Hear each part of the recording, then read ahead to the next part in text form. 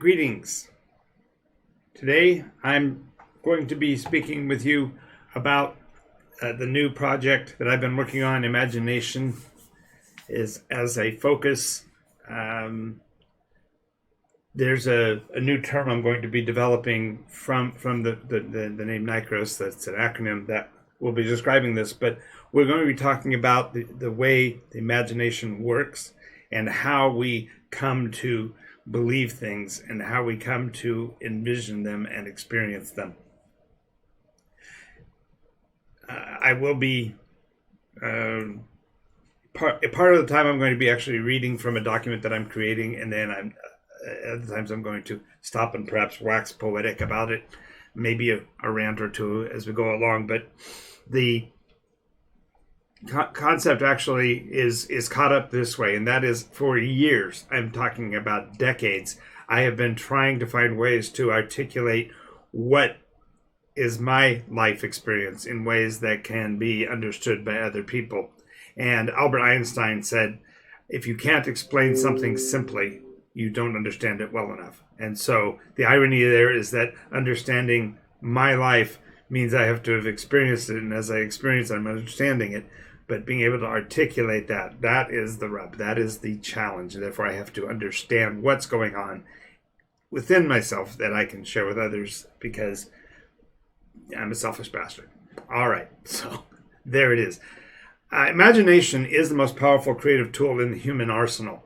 It spans all time, crosses all spatial dimensions, and ignores conventional barriers like gravity and time. Like the proverbial rose, it defies absolute description, yet everyone has experienced it in some fashion. But what is imagination really? Think about it. There, you have already accomplished the essence of this course, this document, this idea. Congratulations, you just imagined. Quite literally, you have experienced the core of what this course is and what it was intended to do. You thought, imagined. Perhaps you even envisioned, but let's not get ahead of ourselves.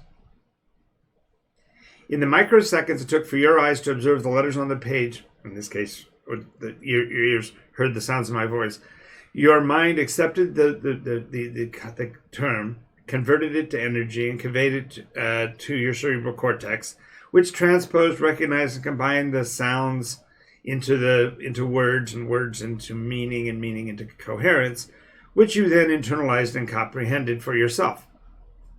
It's all just amazing. We do know what the brain does. We have an inkling of an understanding on how the biochemical processes of signal transference in the brain works. But surprisingly little is known about why the brain works as it does, and even the questions of precisely when the brain does its functioning. We'll get there. We'll get there eventually.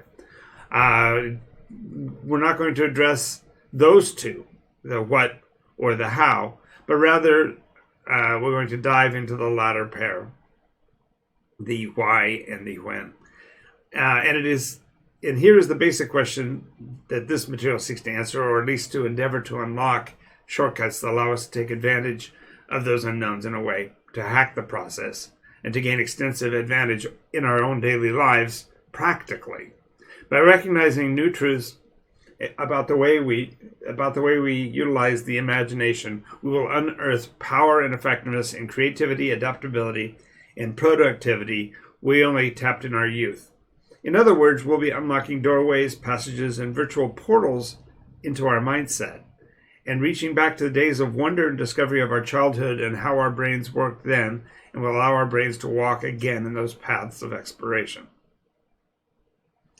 Though, of course, we use through this course, we're going to use a few different exercises, games, and mechanisms to allow those unused pathways and overgrown shortcuts of understanding to be accessed and regain not only the means to do so, but the intentional power that we walked away from a long time ago, even decades ago in certain circumstances. Certainly many of my cohort, if you will. So who wants to regain youthful optimism and innovation in your younger selves? Who? Of course, all of us. Exactly. That's what I thought. And you can see that through the portal. You can see now through that portal dimly the means to have the capacity to become more. Welcome to Nikos.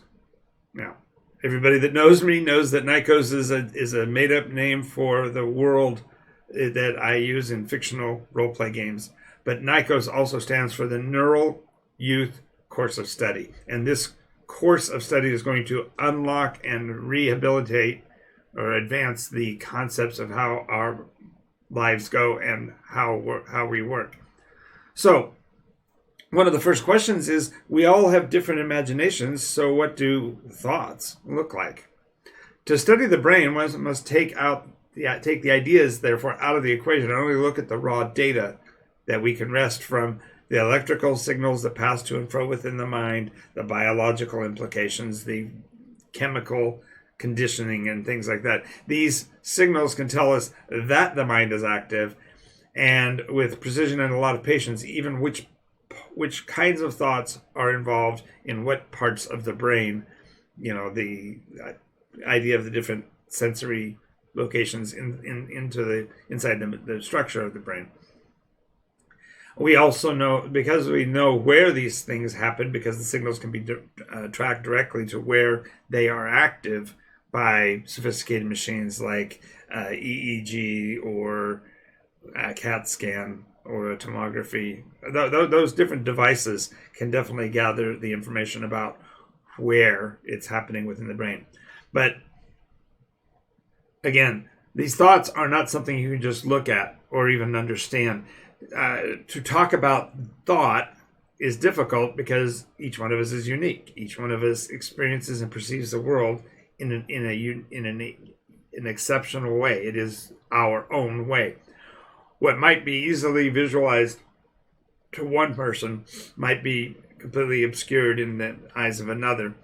Therefore, we need to tend to talk about the common things, the generalized similar experiences that we all seem to have. But even that process can have its obstacles and dangers. It's because we want to communicate, to share experiences with one another, that communication as a process developed. We, in our youth, read books, we write down our ideas and all kinds of information so we can express our individual thoughts to one another. But language itself is a construct, a hodgepodge of letters and numbers that we hope to bear meaning when we convey it to others. The matter of fact, ideation, the process of creating and contemplating a concept, is an ephemeral thing. We can look at the letters H, O, R, S, E, and immediately conjure in our minds the animal. It's not surprising, therefore, that we call this process spelling, because with those 5 emblems, we have conjured into the minds of another the animal we were trying to make them aware of. Additionally, that animal really has truly been conjured in their brain, and this is in the case of yourself as well, because without any further prompt, we've all decided at that instant of creation, independently, what the color of that horse is, what its coat feels like, perhaps the sounds that it makes, and the wickers and whinnies. In essence, that the construction beyond the lettering is imagination. Some would argue that communication derived from our internal dialogue, of the place internally where these images and terms converge, and that we strive to make sense of things individually well before collective communication is created.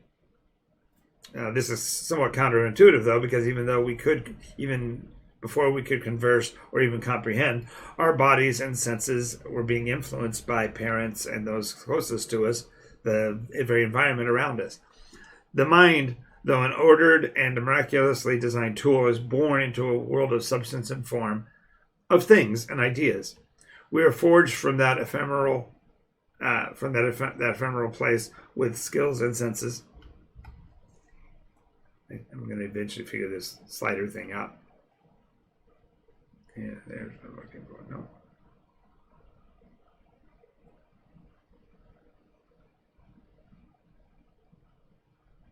We are forged from the same material with the skills and senses, the abilities and capacities for improvement, and the desire to become more than we are. From this twilight zone of unfathomable dreams and uncontrollable muscles, bones, sinew, and skin, we do a most amazing thing. We begin to adapt in a coherent way to the stimuli placed in our pathway by more advanced beings. This is what we call learning. And in beginning to learn, for most of us, looking to the past is an emotional experience, a nostalgic awareness of seemingly unending energy and an inexhaustible desire to learn, to grow, and to become. As you think back, as you contemplate your childhood, your youthfulness, along those passages that have been worn smooth through repetition and routine, you can hear the ancient siren call. It's beckoning you to stay in that youthful place, in those times before the river of time took you downstream, where you actually could stand and the warmth of the sunlight would redden your cheeks. No matter how your age or your career path moves you, in those reminiscences, sheer joy flows into those dark places that have been formed in the shadow of your accomplishment. It was the wonderland of dreams, hopes, and curiosity.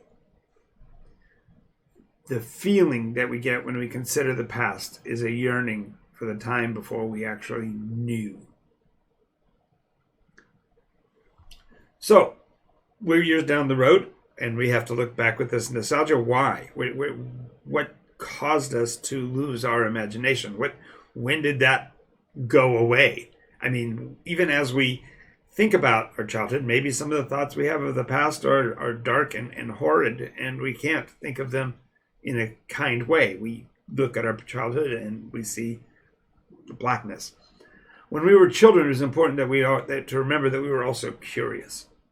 Imagining possibilities is a critical part of beginning to understand, because we have to be able to grasp the concepts and things that are not in evidence in order to build through into action.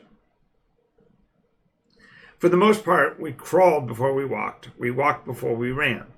In the same fashion, mental pathways that allowed us to comprehend language, to learn to talk, write, and otherwise communicate, gave us tools for navigating our path towards adulthood. So when you have tools, you use them. An old adage is that if you only have a hammer, every problem suddenly looks like a nail.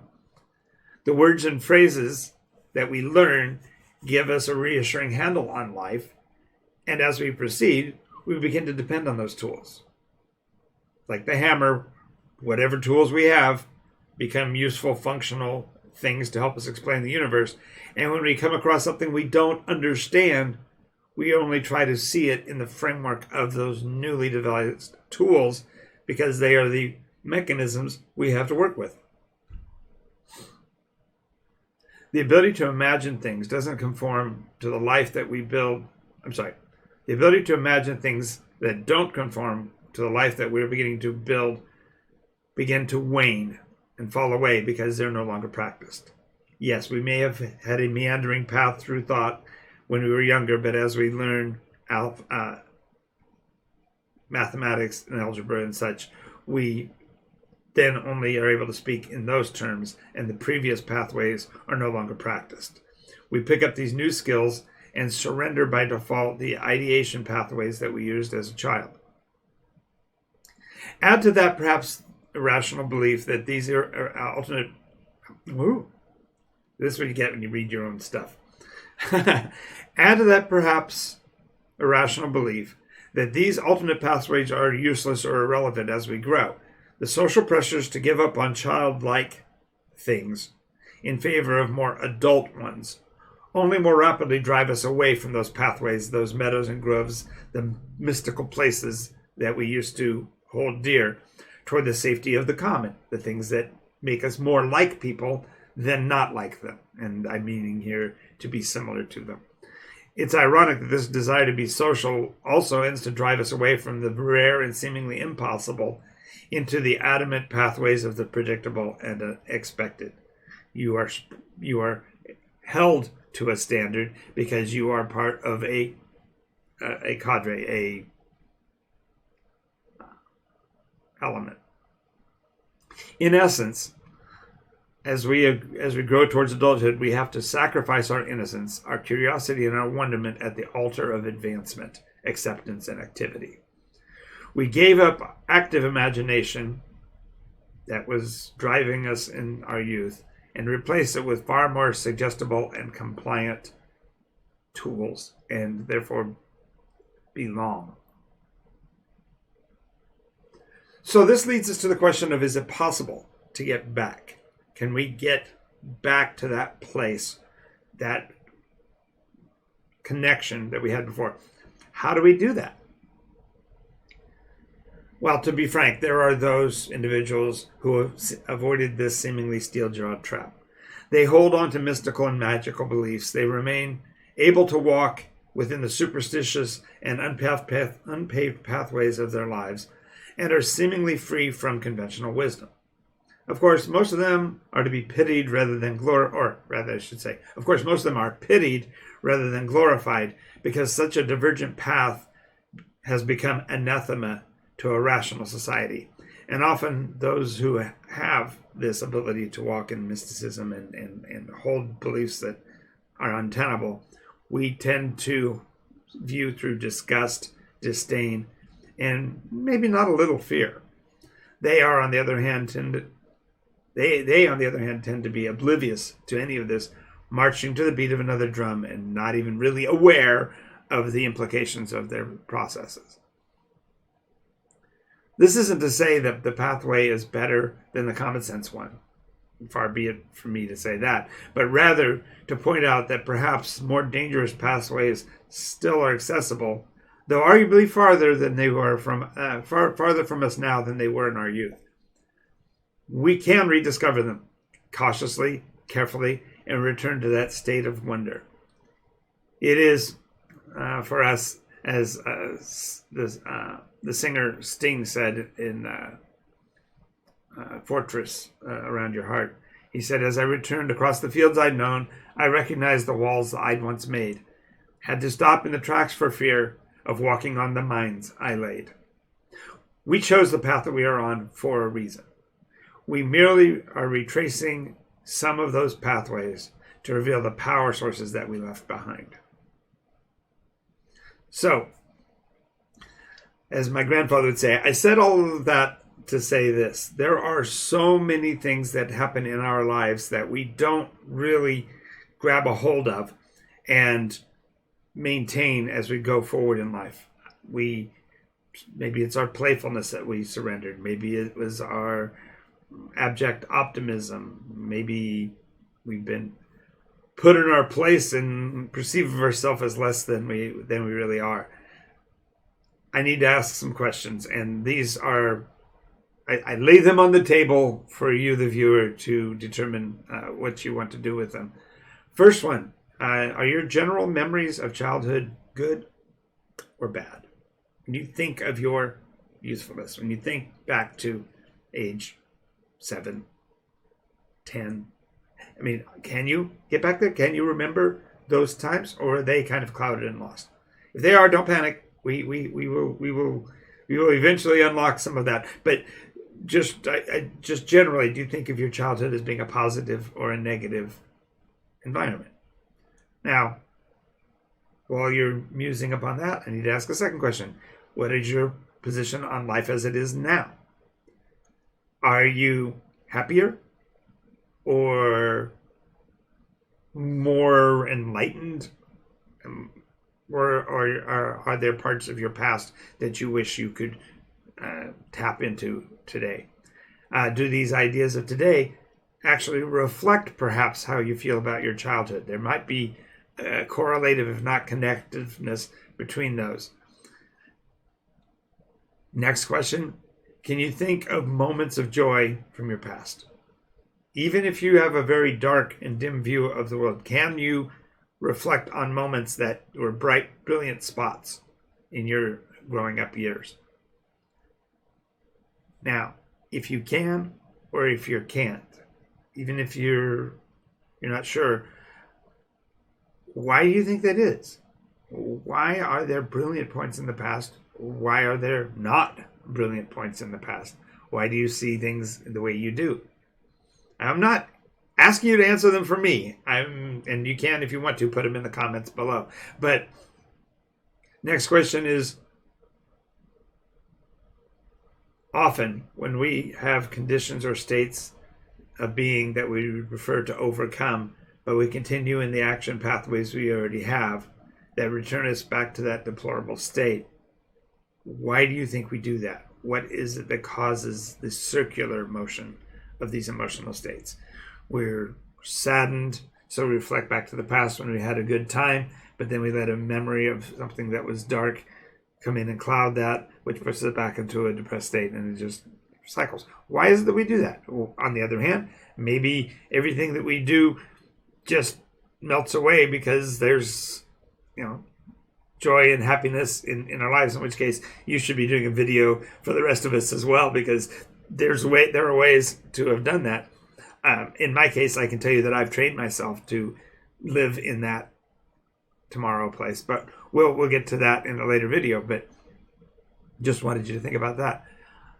Next is, when was the last time on your own, before this conversation today, when was the last time that you explored your youth? When was the last time you looked back and said, I wonder why I made those decisions, and who were those people that I really enjoyed being around, and what kind of connections and relationships did I have then? When was the last time you did that? Next would be, how often do you actively consider the things that you did as a child in the light of what you're doing now, and what kinds of correlations or even contrasts do you see now between the you were then and the you are now?